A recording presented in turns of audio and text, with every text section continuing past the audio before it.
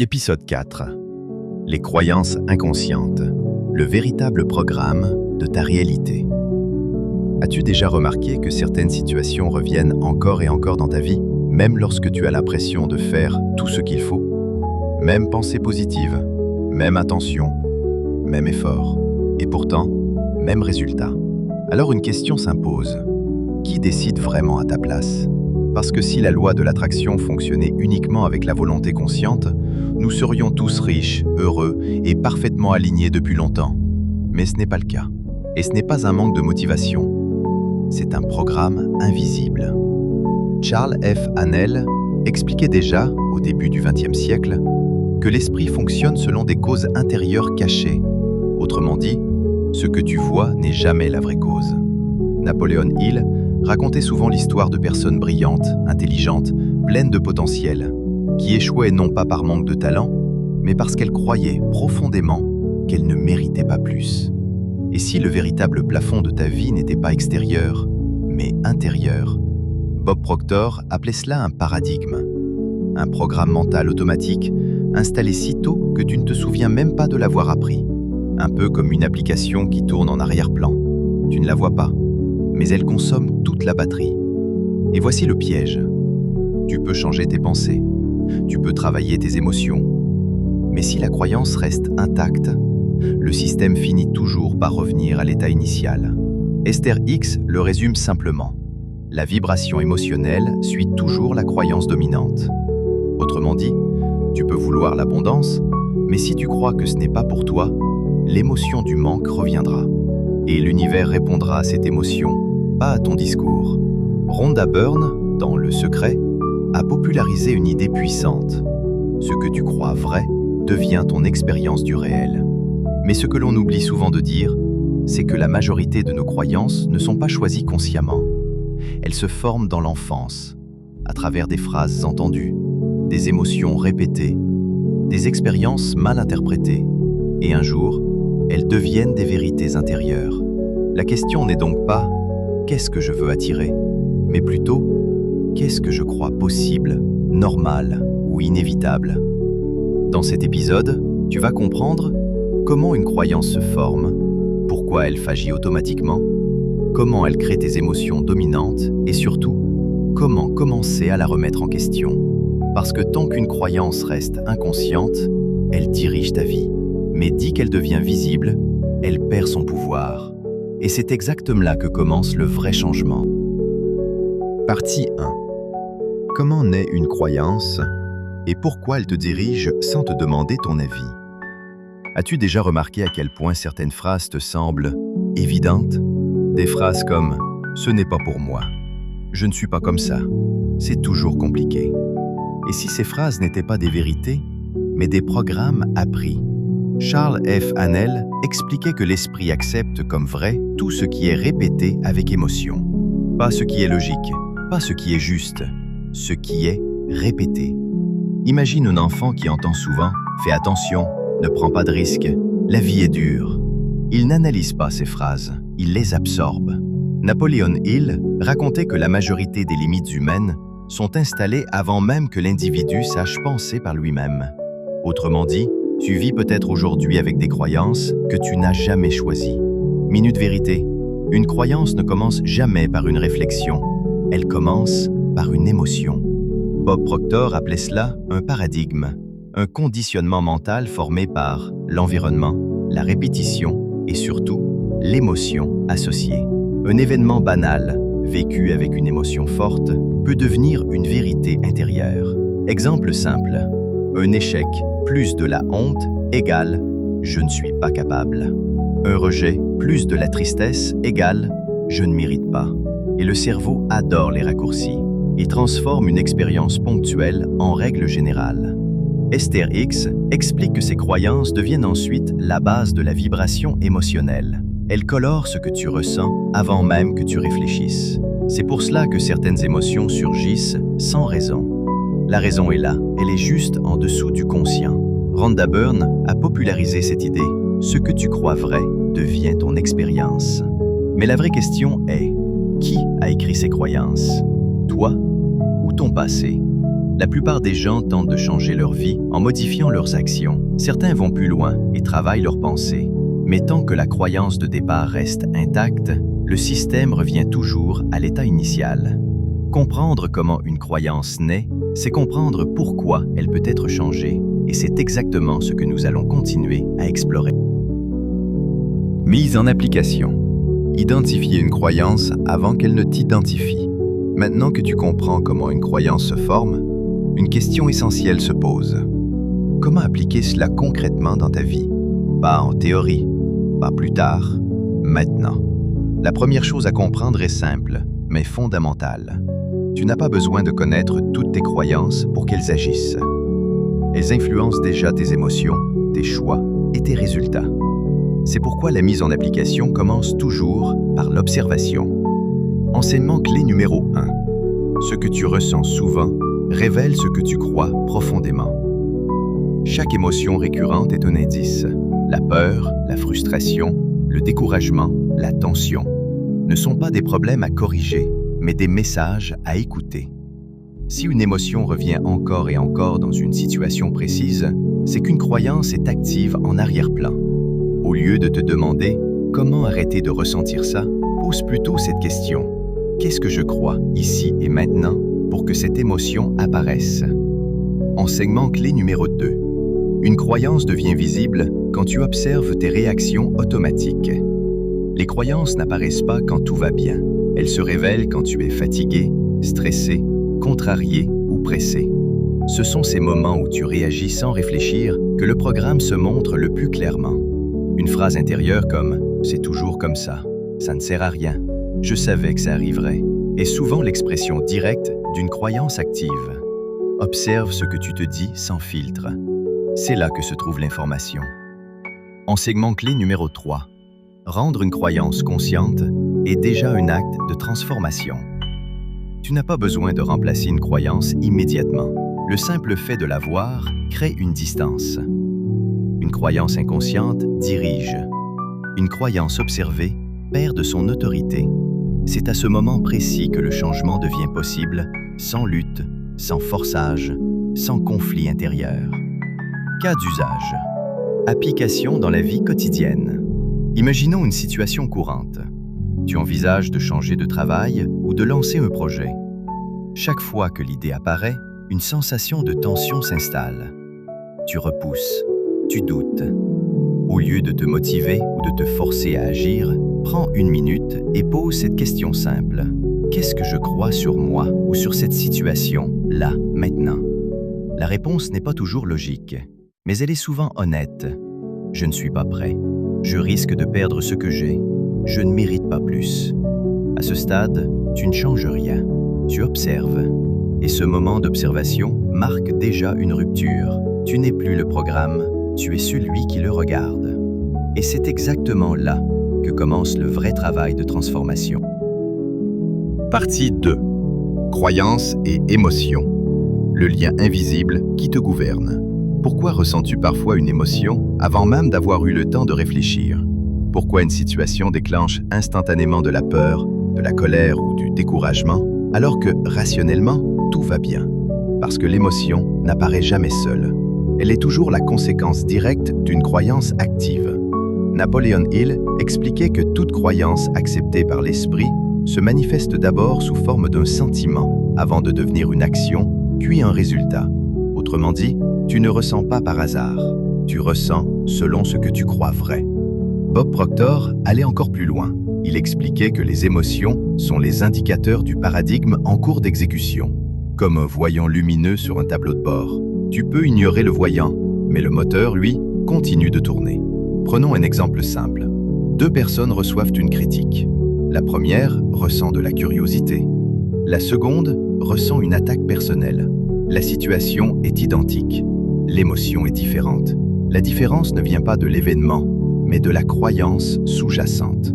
Peut-être que l'une croit « je peux apprendre » et l'autre « je ne suis jamais assez bien ». Esther Hicks explique que la croyance crée une attente émotionnelle automatique. Avant même que tu analyses une situation, ton système émotionnel réagit selon ce qu'il anticipe. C'est pour cela que certaines émotions semblent surgir toutes seules. Elles ne sont pas spontanées. elles sont programmées. Charles F. Haanel décrivait ce mécanisme comme une loi de cause à effet intérieur. La croyance est la cause invisible, l'émotion est l'effet immédiat. Et voici un point crucial. Tant que tu travailles uniquement sur l'émotion, sans toucher à la croyance qui la génère, le cycle recommence. Tu peux te calmer, te rassurer, te motiver, mais dès que la situation se répète, l'émotion revient parce que la croyance est toujours là. Rhonda Byrne a popularisé l'idée que le sentiment est le langage de l'univers. Mais ce que l'on dit moins souvent, c'est que le sentiment est aussi le langage de la croyance. Observer tes émotions récurrentes, c'est donc observer ton système de croyance en action. Pose-toi cette question simple. Quelle croyance doit être vraie pour que je ressente cela aussi souvent? Cette question ne cherche pas une réponse parfaite. Elle cherche une réponse honnête. Et très souvent, c'est là que le programme commence à se révéler. Mise en application. Lire tes émotions pour remonter à la croyance. Maintenant que tu sais que chaque émotion est liée à une croyance, la question devient essentielle. Comment utiliser tes émotions comme un outil et non comme un problème? Car dans la vie quotidienne, tu ne peux pas toujours empêcher une émotion d'apparaître, mais tu peux apprendre à l'écouter intelligemment. Enseignement clé numéro 1. Une émotion récurrente n'est jamais anodine. Si une émotion revient souvent dans une situation précise, ce n'est pas un hasard. La peur face à l'argent, la tension dans les relations, le découragement au travail, la culpabilité quand tu penses à toi. Une émotion répétée indique une croyance stable. Plutôt que de chercher à calmer l'émotion, pose cette question simple. Qu'est-ce que je crois pour que cette émotion soit logique pour moi? Cette question ouvre une porte intérieure que la volonté seule ne peut pas forcer. Enseignement clé numéro 2. Ce que tu ressens avant d'agir révèle ton programme. Observe ton état émotionnel juste avant une décision, avant de répondre à un message, avant de prendre la parole, avant d'oser ou de renoncer. Ce micro-moment est précieux. Si tu ressens de la peur, croyance de risque ou de perte, de la colère, croyance d'injustice ou de non-respect, de la tristesse, croyance de manque ou d'impuissance. L'émotion agit comme un panneau indicateur. Elle te montre le programme actif. Enseignement clé numéro 3. Changer d'émotion sans changer de croyance est temporaire. Tu peux te rassurer, te motiver, te distraire. Mais si la croyance reste intacte, l'émotion reviendra dans une autre situation. Le vrai changement commence quand tu identifies la croyance, pas quand tu forces un état émotionnel différent.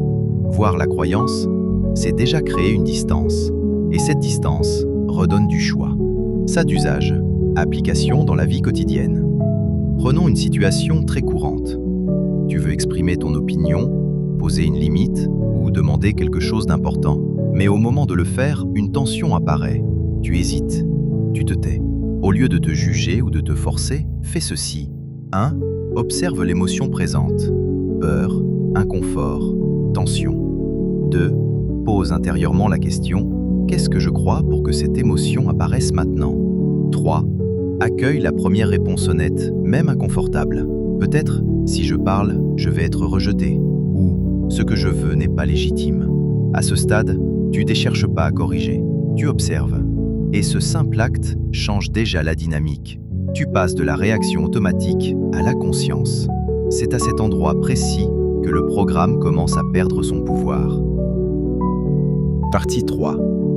Pourquoi vouloir changer échoue et ce qui fonctionne vraiment? Pourquoi tant de personnes échouent-elles à changer alors qu'elles comprennent parfaitement ce qui ne va pas? Elles savent, elles ont lu, elles ont écouté, elles ont même essayé, et pourtant, les mêmes schémas reviennent. Napoléon Hill expliquait que la volonté seule n'a jamais suffi à transformer une croyance profonde, car la volonté agit à la surface, là où la croyance agit en profondeur. Bob Proctor utilisait une métaphore simple. Changer une croyance par la force, c'est comme essayer de faire pousser une plante en tirant sur ses feuilles. Tu peux tirer, mais la racine reste intacte. Beaucoup de gens tentent de se reprogrammer à coups d'affirmations positives, de motivation intense ou de discipline rigide. Mais voici le paradoxe. Plus tu forces un changement intérieur, plus la résistance augmente. Charles F. Haanel expliquait que l'esprit rejette toute idée qu'il ne perçoit pas comme crédible. Si une nouvelle pensée entre en conflit direct avec une croyance installée, le subconscient la neutralise. C'est pour cela que certaines affirmations sonnent faux intérieurement. Elles créent un malaise, une tension, voire une forme de rejet.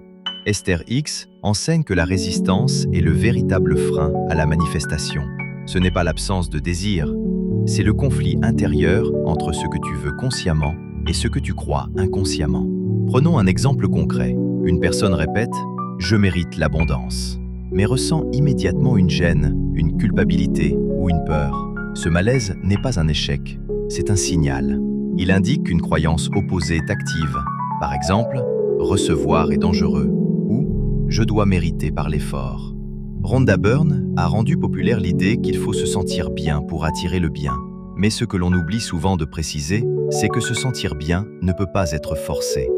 Le vrai changement ne commence pas par le remplacement brutal d'une croyance, mais par un glissement progressif. Napoleon Hill parlait de la foi comme d'un état qui se construit, pas comme d'une décision instantanée. On ne remplace pas une croyance, on la fait évoluer. Lorsque tu cesses de lutter contre ce que tu crois, la résistance diminue. Et lorsque la résistance diminue, l'esprit devient réceptif. C'est à cet endroit précis que le changement commence réellement. Mise en application. Changer sans lutter, la méthode qui fonctionne vraiment. Maintenant que tu comprends pourquoi vouloir changer par la force échoue, la question devient essentielle: comment transformer une croyance sans créer de résistance? Car le problème n'est pas le désir de changer. Le problème est la manière. Enseignement clé numéro 1. La résistance est un signal, pas un ennemi. Lorsque tu ressens une tension intérieure face à une nouvelle idée, cela ne signifie pas que tu es bloqué. Cela signifie qu'une croyance ancienne est encore active. Plutôt que de forcer une pensée opposée, observe simplement cette résistance. Demande-toi, quelle partie de moi se sent menacée par ce changement? Cette question apaise immédiatement le conflit intérieur et ouvre un espace de dialogue avec le subconscient. Enseignement clé numéro 2. Le changement durable passe par des ajustements crédibles. Le subconscient n'accepte pas les sauts irréalistes. Il accepte ce qui lui semble possible. Si tu crois profondément « je ne mérite pas », passer directement à « je mérite tout » crée un rejet. Mais passer à « il est possible que je mérite un peu plus que ce que je crois » est souvent accepté. Le progrès commence par le crédible, pas par l'idéal. Enseignement clé numéro 3. Une croyance évolue quand elle est observée régulièrement. Ce n'est pas l'intensité qui transforme une croyance, c'est la régularité de l'observation consciente. Chaque fois que tu remarques une réaction automatique sans te juger, tu affaiblis le programme. La croyance cesse peu à peu d'être une vérité absolue et devient une hypothèse parmi d'autres. Cas d'usage, application dans la vie quotidienne. Prenons une situation simple. Tu veux prendre une nouvelle habitude ou faire un choix différent, mais une partie de toi résiste. Tu procrastines, tu trouves des excuses. Au lieu de te forcer, fais ceci. 1. Observe la résistance sans chercher à la supprimer. 2. Identifie la croyance sous-jacente. Si je change, que vais-je perdre? 3. Propose à ton esprit une alternative crédible. Par exemple, je peux essayer sans tout changer. Ou je peux avancer par petits pas. Ce simple ajustement réduit la tension. Et lorsque la tension baisse, l'action devient possible. Le vrai changement ne commence pas par un effort héroïque, mais par un dialogue intérieur honnête. C'est ainsi que les croyances évoluent, sans violence, sans lutte, mais avec cohérence. Partie 4. Identifier une croyance cachée, là où le programme se révèle. La plupart des croyances qui dirigent ta vie ne se présentent jamais clairement. Elles ne disent pas « je suis une croyance limitante ». Elles se déguisent en logique, en prudence, en réalisme. Et c'est précisément pour cela qu'elles sont si efficaces. Bob Proctor expliquait que les croyances les plus puissantes sont celles que l'on ne remet jamais en question parce qu'elles nous semblent évidentes. Napoleon Hill disait la même chose autrement. Ce que tu acceptes comme normal devient une loi personnelle. Mais alors, comment repérer une croyance qui agit dans l'ombre? La réponse est simple, mais elle demande de l'honnêteté. Une croyance cachée se révèle toujours à travers une réaction automatique. Pas quand tu réfléchis calmement, mais quand tu es pris de court. Quand quelqu'un te fait une remarque et que tu te fermes instantanément. Quand une opportunité apparaît et que tu trouves immédiatement une raison de ne pas y aller. Quand tu dis oui, alors que tout en toi dit non, ces réactions ne sont pas des défauts, elles sont des indices. Charles F. Hannell expliquait que l'esprit réagit selon des causes intérieures invisibles. Autrement dit, si une réaction est forte, c'est qu'une croyance est touchée. Esther Hicks insiste sur ce point. L'émotion surgit avant la pensée consciente. Elle signale qu'un filtre intérieur est actif. Là où il y a une réaction émotionnelle disproportionnée, il y a presque toujours une croyance non examinée. Et voici un piège courant. Beaucoup de personnes cherchent leur croyance dans ce qu'elles disent vouloir. Mais les croyances se trouvent surtout dans ce qu'elles évitent, ce que tu remets toujours à plus tard, ce que tu rationalises, ce que tu qualifies de « pas le bon moment ».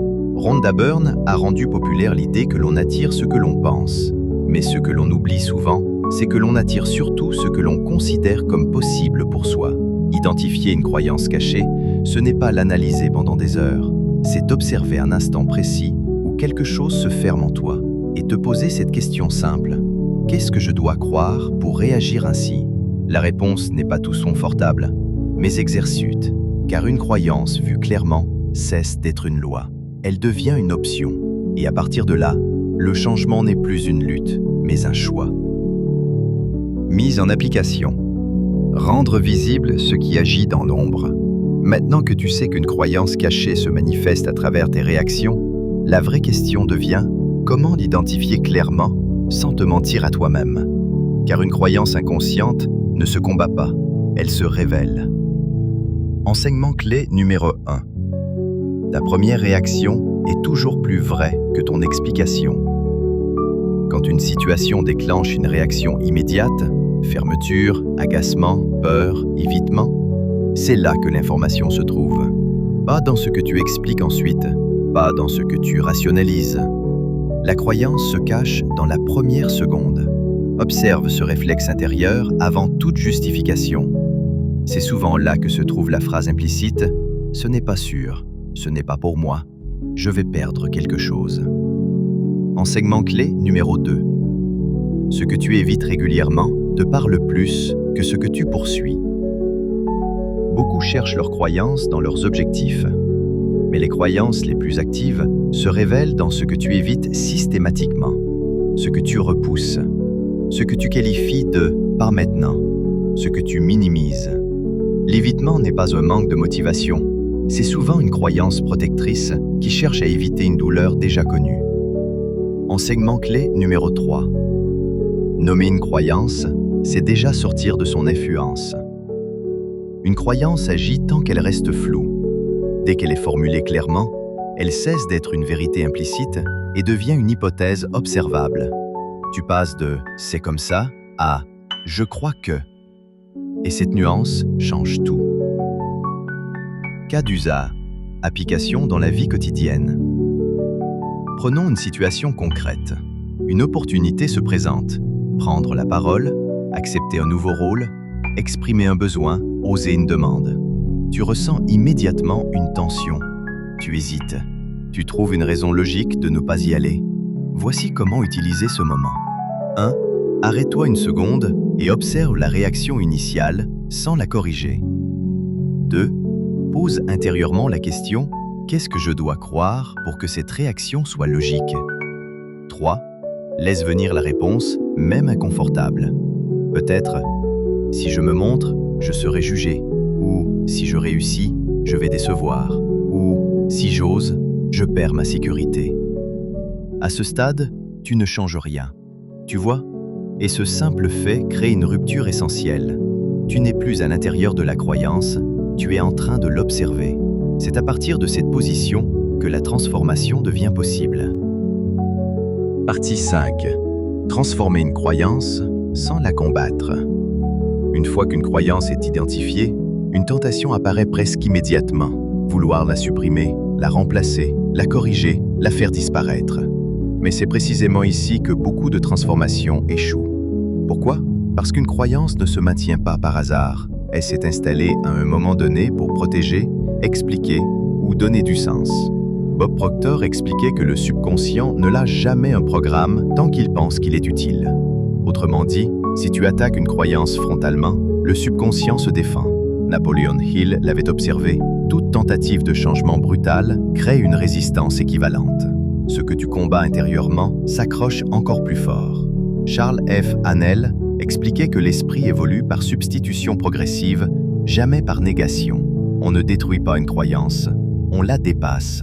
Esther Hicks enseigne exactement le même principe avec le langage de la vibration. On ne quitte pas une fréquence d'un coup, on glisse vers une fréquence légèrement différente. Prenons un exemple. Si tu crois profondément « je ne suis pas capable », répéter « je suis totalement capable » peut créer un malaise immédiat. Mais dire intérieurement « il est possible que je sois plus capable que je ne le crois » ouvre une brèche. Le subconscient accepte ce qui est crédible. Rhonda Byrne a popularisé l'idée que ce que tu crois devient ta réalité. Mais le point clé est souvent oublié. La croyance doit être ressentie comme possible, pas simplement affirmée. La transformation commence donc ici, non pas par une nouvelle croyance parfaite, mais par une croyance intermédiaire. Une pensée légèrement plus ouverte, une interprétation un peu moins rigide, une vision qui laisse de l'espace. À chaque fois que tu choisis une interprétation moins limitante, sans te forcer à y croire complètement, tu affaiblis l'ancienne croyance. Ce n'est pas spectaculaire, ce n'est pas instantané, mais c'est durable. Petit à petit, l'ancienne croyance perd de sa force, non parce qu'elle est combattue, mais parce qu'elle n'est plus la seule option. Et c'est exactement ainsi que le subconscient apprend, par accumulation de nouvelles références, par cohérence, par expérience intérieure répétée. La transformation réelle ne fait pas de bruit, mais elle change tout. Mise en application. Faire évoluer une croyance pas à pas, sans résistance. Maintenant que tu sais qu'une croyance ne se combat pas mais s'accompagne, la question devient très concrète. Comment amorcer un vrai changement sans déclencher de résistance intérieure? La réponse tient en un mot: progressivité. Enseignement clé numéro 1. Le subconscient change par familiarité, pas par confrontation. Le subconscient ne cherche pas la vérité. Il cherche ce qui lui semble familier et sûr. Lorsque tu proposes une idée trop éloignée de ce que tu crois déjà, il la rejette automatiquement. Le changement commence donc par une idée qui ne te met pas en conflit intérieur. Par exemple, remplacer « je ne suis pas capable » par « il est possible que je sois capable dans certaines situations » est déjà une avancée. Ce n'est pas encore une certitude, mais c'est acceptable. Enseignement clé numéro 2. Une croyance évolue quand une alternative devient crédible. Tu n'as pas besoin de croire immédiatement à une nouvelle version de toi. Tu as seulement besoin d'ouvrir une alternative crédible.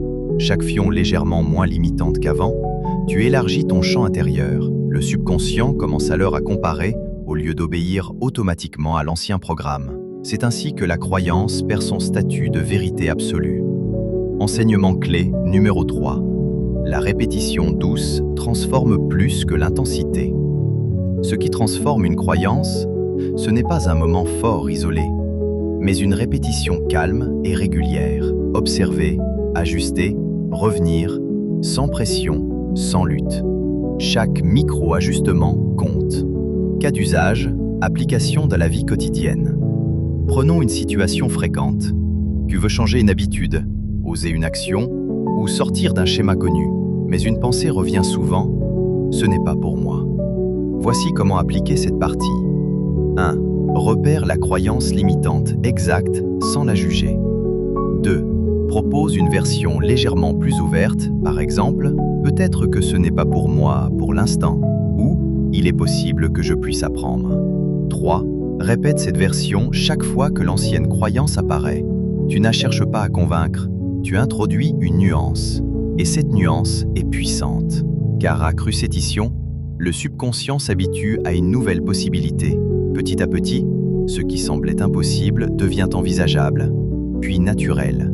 Le vrassement ne vient pas d'un grand saut, mais d'une série de petits pas cohérents. C'est ainsi que les croyances évoluent, et c'est ainsi que la réalité commence à changer. Synthèse. Les croyances inconscientes. Le programme caché de ta réalité. Tout au long de cet épisode, nous avons mis en lumière ce qui se cache derrière les émotions répétitives, les schémas persistants et les résultats qui semblent revenir encore et encore dans ta vie. Les croyances inconscientes. nous avons d'abord compris que les croyances ne sont pas de simples idées ou opinions conscientes. Elles sont des programmes mentaux profonds, installés très tôt, souvent dans l'enfance, à travers la répétition, l'environnement et surtout l'émotion associée aux expériences vécues. Une croyance ne naît pas d'un raisonnement, mais d'un ressenti répété. Ces croyances agissent ensuite de manière automatique. Elles filtrent la réalité, orientent l'attention, influencent les décisions et déclenchent des émotions avant même que la pensée consciente n'intervienne. C'est pour cela que certaines réactions semblent instantanées, incontrôlables, presque évidentes. Nous avons vu que les émotions jouent un rôle clé. Elles sont les indicateurs visibles des croyances invisibles. Une émotion récurrente n'est jamais anodine. Elle signale qu'une croyance est active en arrière-plan. Ainsi, l'émotion n'est pas le problème à corriger, mais un message à décoder. Nous avons également compris pourquoi vouloir changer par la force échoue si souvent. La volonté agit au niveau conscient, alors que les croyances résident dans le subconscient. Lorsqu'il y a conflit entre les deux, le subconscient l'emporte toujours. Forcer une nouvelle pensée ou une affirmation contraire crée de la résistance, et cette résistance renforce souvent l'ancien programme. L'épisode a ensuite montré comment identifier une croyance cachée, non pas en l'analysant longuement, mais en observant les réactions automatiques, les évitements répétés, les tensions soudaines et les émotions disproportionnées. Là où quelque chose se ferme immédiatement en toi, une croyance est généralement à l'œuvre. Enfin, nous avons vu que la transformation durable ne passe pas par la suppression d'une croyance, mais par son évolution progressive. Une croyance perd son pouvoir lorsqu'elle cesse d'être inconsciente et unique. L'introduction d'alternatives crédibles, répétées sans lutte, permet au subconscient d'apprendre autrement. Le changement réel se fait par cohérence intérieure, par familiarité et par observation régulière, non par confrontation. Cet épisode nous rappelle une vérité essentielle. Tu n'es pas défini par tes croyances. Tu es celui qui peut les observer. Et dès où une croyance devient visible, elle cesse de diriger ta vie dans l'ombre et devient un simple point de départ pour une nouvelle manière d'être. Conclusion. Reprendre le pouvoir là où tout commence. Arrivé à la fin de cet épisode, une chose devient claire.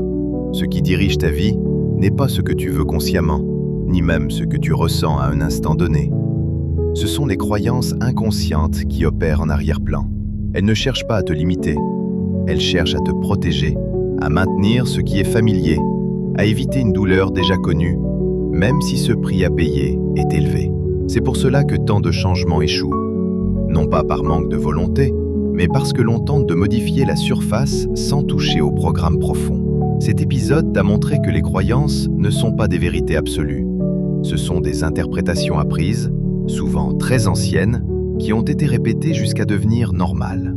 Tu as vu qu'elles se révèlent à travers les émotions qui reviennent sans cesse, les réactions automatiques, les situations que tu évites et les phrases intérieures que tu répètes sans même t'en rendre compte.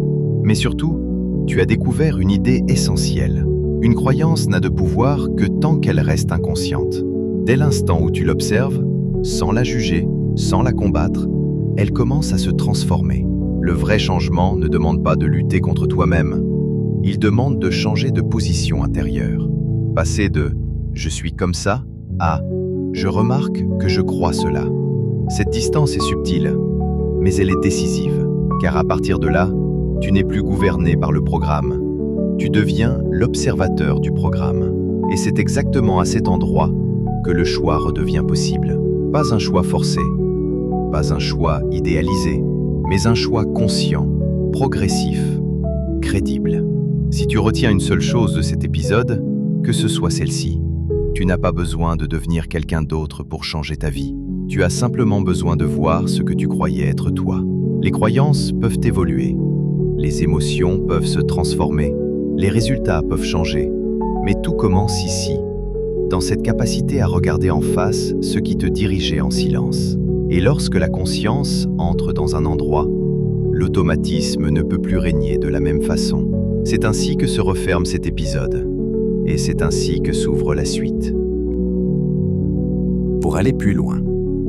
Si cet épisode a résonné en toi et que tu souhaites approfondir ces enseignements à ton rythme, Tu trouveras en description de cette vidéo une liste de livres qui sont de véritables piliers du développement personnel et de la loi de l'attraction à voir absolument. Ce ne sont pas de simples livres à lire, mais des références à explorer, à relire et à intégrer progressivement. Ils ont inspiré des millions de personnes à travers le monde et constituent la base des enseignements partagés dans cette série. Certains liens sont affiliés. Cela ne change rien pour toi et c'est une façon simple de soutenir la chaîne et ce travail de transmission. Auteur et ouvrage de référence. Charles F. Haanel, The Master Key System, 1908. Un texte fondateur du XXe siècle qui pose les bases de la loi de l'attraction. Haanel y explique que la pensée est une cause et que la réalité en est l'effet direct. Un ouvrage structuré, profond, à lire lentement pour en saisir toute la portée. Napoleon Hill, Think and Grow Rich, 1937. Bien plus qu'un livre sur la réussite financière, c'est un manuel sur le pouvoir des pensées dominantes, de l'émotion et de la foi. Hill y démontre comment l'état intérieur façonne les résultats extérieurs. Bob Proctor, You Were Born Rich. Bob Proctor introduit ici la notion essentielle de paradigme mental. Ces programmes invisibles qui dirigent nos émotions, nos décisions et nos résultats.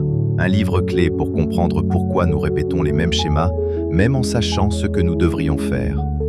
Esther Hicks, Abraham Hicks, Ask and It Is Given. Un ouvrage incontournable pour comprendre la loi de l'attraction à travers le prisme de la vibration émotionnelle. Il met en lumière pourquoi l'émotion est le véritable langage de l'univers. Jack Canfield, Chicken Soup for the Soul.